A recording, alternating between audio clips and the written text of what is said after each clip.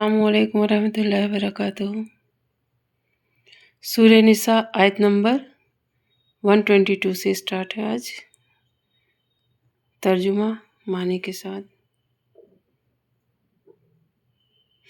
والذین آمنوا وعملوا الصالحات سندخلهم جنات تجری من تحتها الانہار خالدین فیہا ابدا وعد اللہ حقا ومن اصدق من اللہ قیلا۔ اور جو لوگ ایمان لائے ہیں اور انہوں نے نیک عمل کیے ہیں، ہم ان کو ایسے باغات میں داخل کریں گے جن کے نیچے نہریں بہتی ہوں گی، یہ ان میں ہمیشہ ہمیشہ رہیں گے۔ یہ اللہ کا سچا وعدہ ہے، اور اللہ سے زیادہ بات کا سچا کون ہو سکتا ہے۔ لیس بامانیکم ولا امانی اہل الکتاب من یعمل سوءا یجز بہ ولا یجد لہ من دون اللہ ولیا ولا نصیرا۔ نہ تمہاری تمنائیں جنت میں جانے کے لیے کافی ہیں، نہ اہل کتاب کی آرزوئیں۔ جو بھی برا عمل کرے گا اس کی سزا پائے گا، اور اللہ کے سوا اسے اپنا کوئی یار و مددگار نہیں ملے گا۔ وَمَن يَعْمَلْ مِنَ الصَّالِحَاتِ مِن ذَكَرٍ أَوْ أُنثَىٰ وَهُوَ مُؤْمِنٌ فَأُولَٰئِكَ يَدْخُلُونَ الْجَنَّةَ وَلَا يُظْلَمُونَ نَقِيرًا۔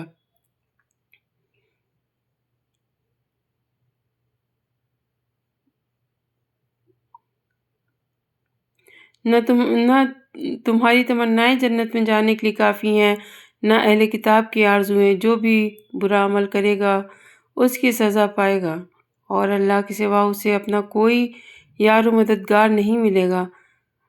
اور جو شخص نیک کام کرے گا، چاہے وہ مرد ہو یا عورت، بشرطیہ کہ مومن ہو، تو ایسے لوگ جنت میں داخل ہوں گے، اور کھجور گٹھلی کے شگاف برابر بھی ان پر ظلم نہیں ہوگا۔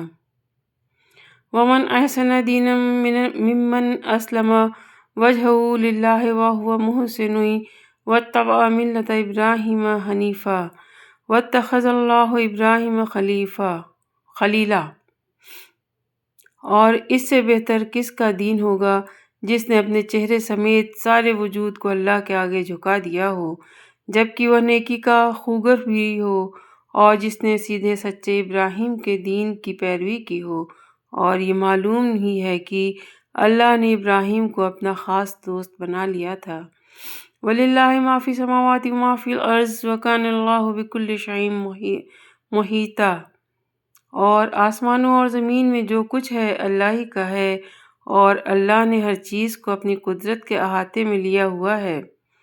وَيَسْتَفْتُونَكَ فِي النِّسَاءِ، اور اے پیغمبر، لوگ تم سے عورتوں کے بارے میں شریعت کا حکم پوچھتے ہیں۔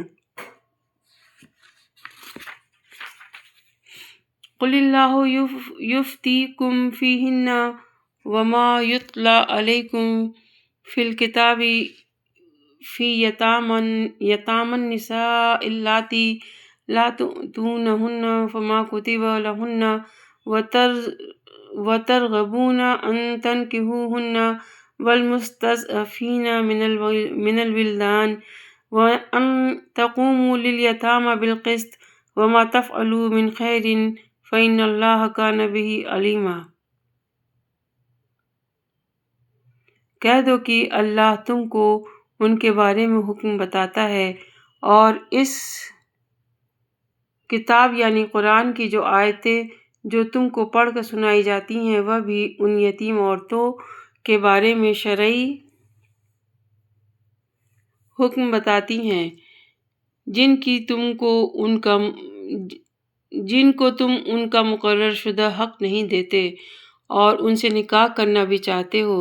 نیز کمزور بچوں کے بارے میں بھی حکم بتاتی ہیں، اور یہ تاکید کرتی ہیں کہ تم یتیموں کی خاطر انصاف قائم کرو، اور تم جو بھلائی کا کام کرو گے اللہ کو اس کا پورا پورا علم ہے۔ وَإِنِ امْرَأَةٌ خَافَتْ مِن بَعْلِهَا نُشُوزًا أَوْ إِعْرَاضًا فَلَا جُنَاحَ عَلَيْهِمَا أَن يُصْلِحَا بَيْنَهُمَا صُلْحًا وَالصُّلْحُ خَيْرٌ وَأُحْضِرَتِ الْأَنفُسُ الشُّحَّ وَإِن تُحْسِنُوا وَتَتَّقُوا فَإِنَّ اللَّهَ كَانَ بِمَا تَعْمَلُونَ خَبِيرًا۔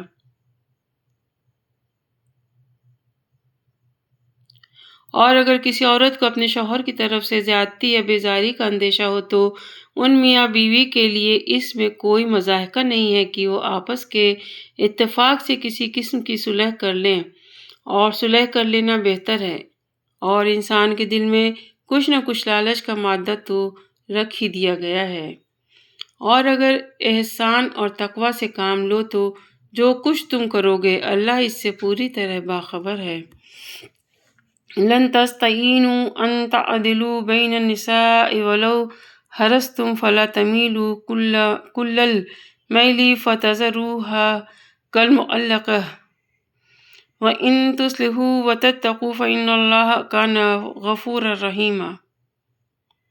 اور عورتوں کے درمیان مکمل برابری رکھنا تو تمہارے بس میں نہیں، چاہے تم ایسا چاہتے بھی ہو، البتہ کسی ایک طرف پورے نہ جھک جاؤ کہ دوسری کو ایسا نہ بنا کر چھوڑ دو جیسے کوئی بیچ میں لٹکی ہوئی چیز۔ اور اگر تم اصلاح اور تقوی سے کام لوگے تو یقین رکھو کہ اللہ بہت بخشنے والا بڑا مہربان ہے۔ وَإِن يَتَفَرَّقَا يُغْنِ اللَّهُ كُلًّا مِّن سَعَتِهِ وَكَانَ اللَّهُ وَاسِعًا حَكِيمًا۔ اور اگر دونوں جدا ہی ہو جائیں تو اللہ اپنی قدرت اور رحمت کی وسعت سے دونوں کو ایک دوسرے کی حاجت سے بے نیاز کر دے گا۔ وَلِلَّهِ مَا فِي السَّمَاوَاتِ وَمَا فِي الْأَرْضِ وَلَقَدْ وَصَّيْنَا الَّذِينَ أُوتُوا الْكِتَابَ مِن قَبْلِكُمْ وَإِيَّاكُمْ۔ اور آسمانوں اور زمین میں جو کچھ ہے اللہ ہی کا ہے، ہم نے تم سے پہلے اہل کتاب کو بھی اور تمہیں بھی یہی تاکید کی ہے کہ اللہ سے ڈرو، اور اگر تم کفر اپناؤ گے